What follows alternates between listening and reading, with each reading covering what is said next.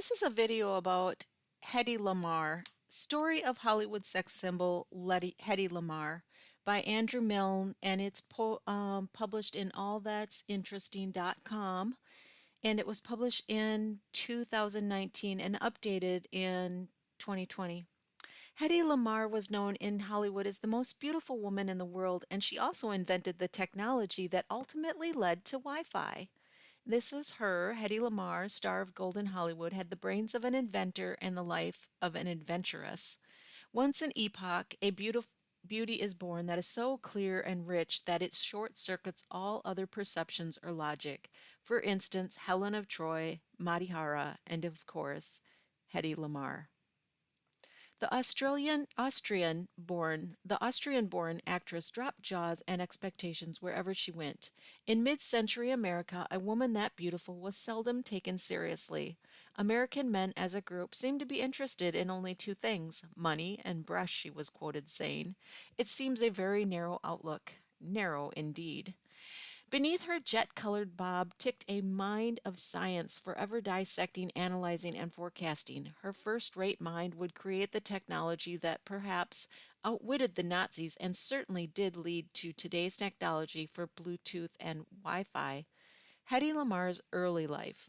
This is a picture of Hedy Lamarr with Clark Gable in a publicity photo for Comrade X 1940, and it's from Wikimedia Commons.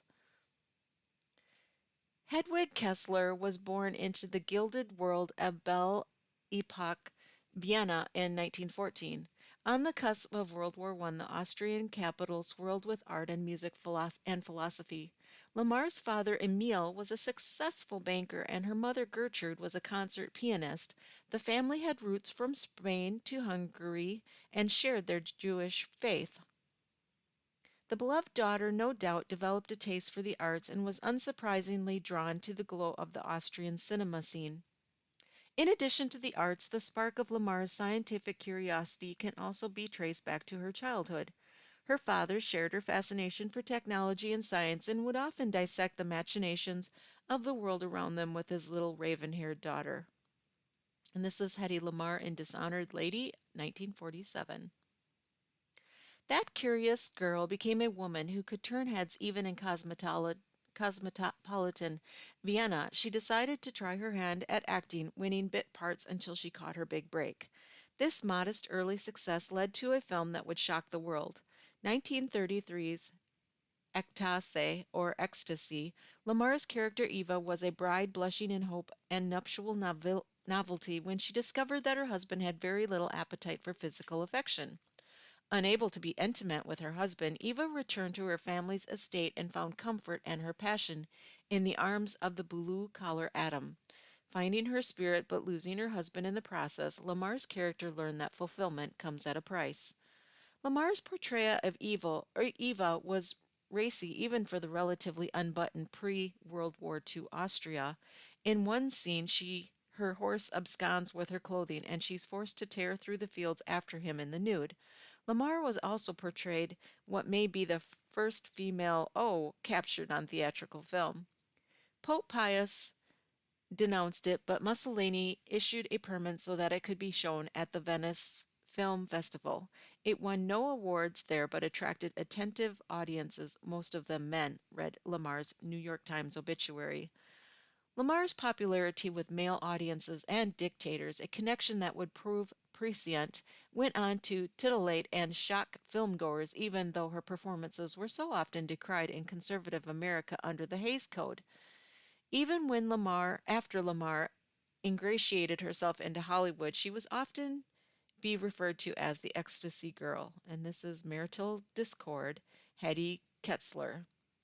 Hedy Lamarr still known as Hedy Kessler in 1934.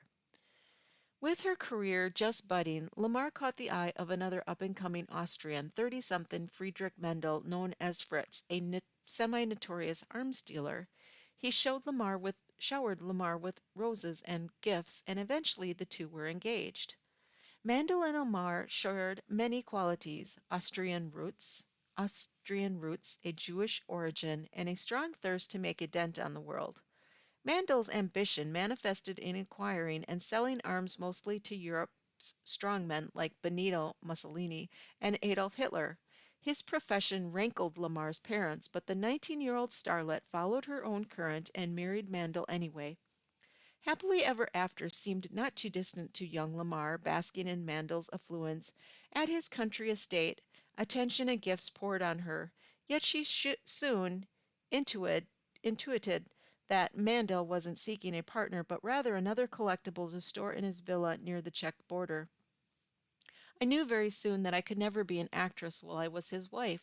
Lamarr remembered, according to Hedy's Folly, the life and breakthrough inventions of Hedy Lamarr, The Most Beautiful Woman in the World by Richard Rhodes.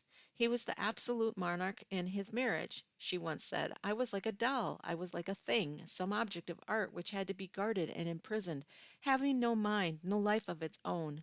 Lamarr was right, and Mandel soon became obsessed over tracking down and destroying copies of ecstasy, confining his wife on screen and in reality to his property. Draped in beautiful clothes and starved of any challenge, Lamarr played the part of dutiful trophy wife night after night, sharing candlelit dinners with the brutes her husband armed. Lamarr may have been masked in rouge and silk, but her clockwork mind absorbed these dull dinners and filed them away. Much like her character, Eva, she began to ache to escape her glittering boredom, and she did. Hedy Lamarr in Lady of the Tropics, 1939. The story of how Lamarr escaped her marriage to Mandel takes many forms. In one version, she begs a British officer who was visiting to help her flee. Mandel later came into her room, insisting that she listen to a new record he'd found. Instead of the waft of violins or early jazz, she heard her own voice pleading with the officer. Mandel had bugged the room and thwarted her. In another, she drugged a maid and escaped in her clothes. Yet another iteration has her convincing her husband to allow her to sport every piece of her jewelry she owned to dinner and slipped out after. Lamarr was a born exaggerator. However she did it, Lamarr did manage to flee and found a temporary haven in Paris in 1937. Mandel had no intention of letting her go, and she received word he'd planned to collect his trophy wife there. Lamarr kept on moving until she reached London, and it was there that she had a star-crossed meeting that changed her life. An ocean crossing and a career made. This picture is Lamarr with her second child, Denise Hedvig Loder, who she had with British actor John Loder. Louis B. Mayer was scouting for talent in Europe when he met an Austrian actress that seemed to be carved from marble. Lowballing her, he offered $125 a week. Lamarr, as always, knew her worth and rejected it. The tenacious Viennese took charge, as she often did, and booked passage on Mayer's return ship to America, posing as a nanny. Not quite fluent in English yet, but by the time the ship docked, every man on board was more than half in love with her, and she had convinced Mayer to take her on at $500 a week. As she stepped onto American soil, she was reborn as Hedy Lamarr, either named for the late silent film star Barbara Lamarr or the French term for the sea itself, la mer. Lamarr more or less instantly lit up Hollywood. Her first American film, Algiers, in 1938, was a massive success and was said to have later inspired Casablanca. Lamarr then found a niche as the untouchable European, similar to Greta Garbo or Marlene Dietrich, whose look but don't touch air belied inner passion. She'd oscillate between this and an exotic temptress, roles for most of Hollywood, such as in White Cargo, where she plays a mixed race Jezebel type clad in skins. Not enjoying resting on her laurels, she tried to find her light with films like Tortilla Flat and Boomtown, playing a more rounded character in both, but Hollywood seemed intent on portraying her only as a princess or a temptress. That's Spencer Tracy and Hedy Lamarr in MGM's Take This Woman. Lamarr once mused, the brains of people are more interesting than looks, I think. Finally, the mind of Hedy Lamarr goes to work. Safe in the hills of Hollywood, news of Nazi abominations in her homeland and throughout the world inspired Lamarr's tinkering. She wanted to give her adoptive country an edge in the war in a way that the Axis powers couldn't crack. She tapped into the mindset of the enemy, like recalling the endless candlelight dinners with warlords and dictators she had endured at the behest of her arms-dealing husband. She teamed up with musician George Antheil to manifest a technology that would change the world called frequency hopping. It was a secret code in which a radio's transmitter and receiver would beam a frequency unreadable to anyone without the code.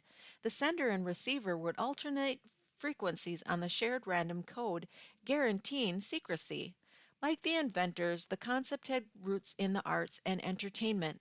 The frequencies floated in the air like music waves, and the concept of twin codes that swapped the signal as they went echoed that of their player pianos scored music. Frequency hopping was designed to combat Nazi intelligence intercepting American missiles.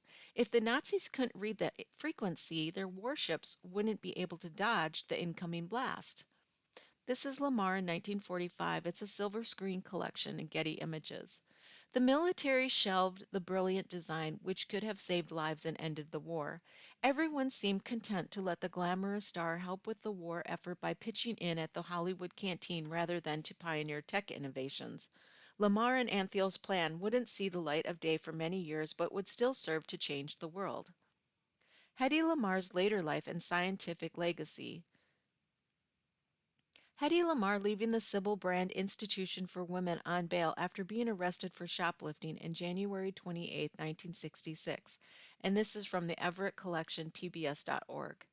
One of Lamarr's most telling philosophy was, any girl can be glamorous. All you have to do is stand still and look stupid. Sadly, this was her legacy for many decades. The secret goddess left behind a string of 6 husbands and a difficult domestic life. She and her first son, James, effectively ended contact during his childhood, and he was raised by another family. She was treated as a joke for most of the second half of the 20th century for a legit, litigious reputation, self-seclusion, and shoplifting scandal in the 60s. She died in Florida home in 2000. But Lamarr's genius didn't have a second life. The frequency hopping technology was applied during the Cuban Missile Crisis, and later was adapted to create the Wi-Fi and Bluetooth that have today shaped the world. Eventually, her intellect was reunited with her name. In 2014, she was inducted into the National Inventors Hall of Fame, and dozens of articles, books, plays, and documentaries have since shone the light on her mind instead of her appearance. Hedy Lamarr played many roles, most of which did not measure up to the women behind them, but one role captured her in a prescient way and most certainly not on purpose.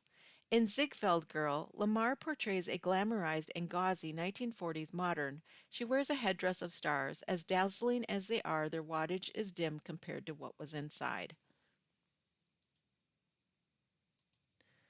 Now I'm going to read one more article about Hedy Lamarr. Hedy Lamarr, 1914 to 2000 by Colleen Sheslek, and this was published in 2018, and it comes from womenshistory.org. Hedy Lamarr was an Austrian-American actress and inventor who pioneered the technology that would one day form the basis for today's Wi-Fi, GPS, and Bluetooth communication systems. As a natural beauty seen widely on the big screens in films like Samson and Delilah, Delilah and White Cargo, society has long ignored her inventive genius. Lamarr was originally Hedwig Eva Kessler, born in Vienna, Austria, on November 9, 1914, into a well-to-do Jewish family. And an only child, Lamarr received a great deal of attention from her father, a bank director and curious man who inspired her to look at the world with open eyes. He would often take her for long walks where he would discuss the inner workings of different machines, like the printing press or streetcars. These conversations guided Lamarr's thinking, and at only 5 years of age, she could be found taking apart and reassembling her music box to understand how the machine operated. Meanwhile, Lamarr's mother was a concert pianist and introduced her to the arts, placing her in both ballet and piano lessons from a young age. Lamarr's brilliant mind was ignored, and her beauty took center stage when she was discovered by director Max Reinhardt at age 16.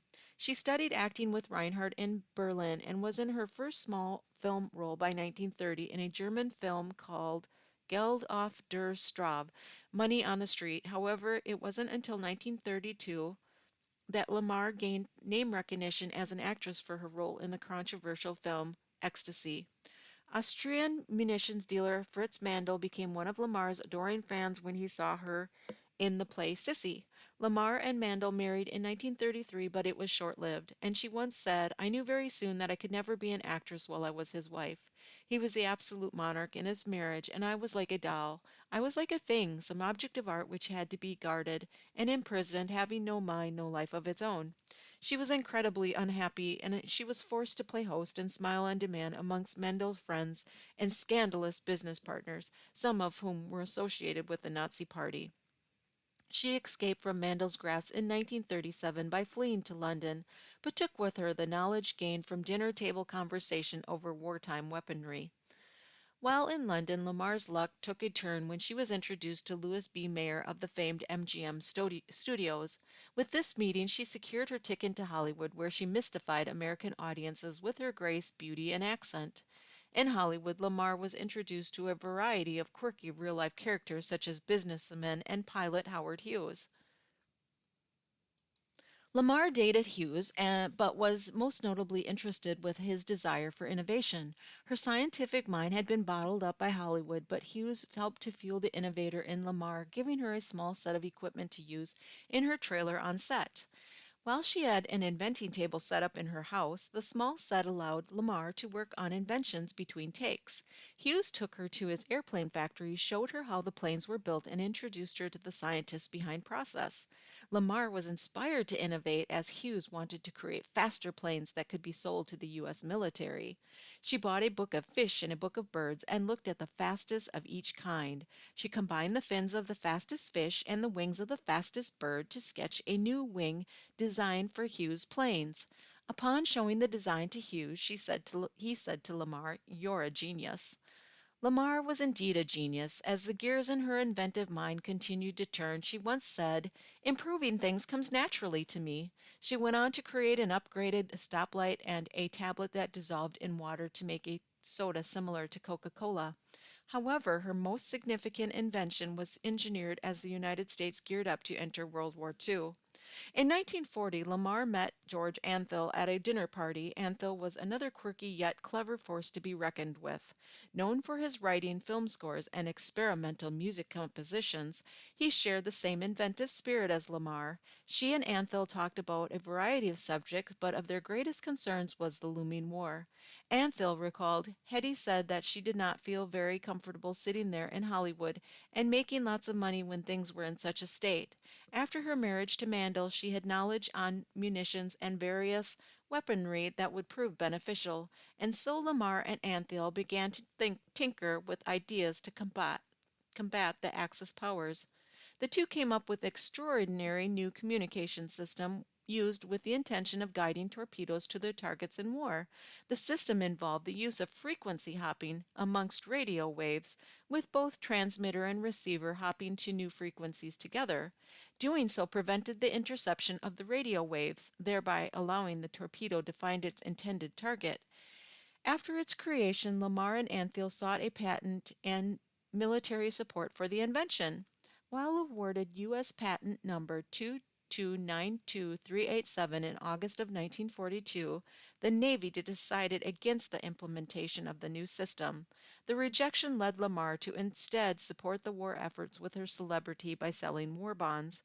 Happy in her adopted country, she became an American citizen in April 1953. Meanwhile, Lamarr's patent expired before she ever saw a penny from it.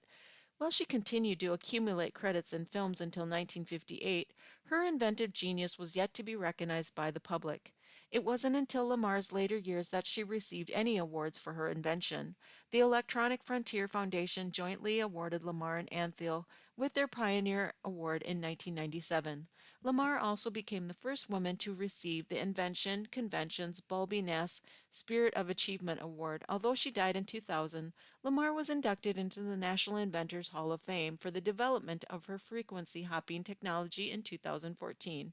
Such achievement has led Lamarr to be dubbed the mother of Wi-Fi, and other wireless communications like GPS and Bluetooth. That's great. I was happy to learn about Lamarr. I didn't know much about her, and so I hope you learned something too. Thanks.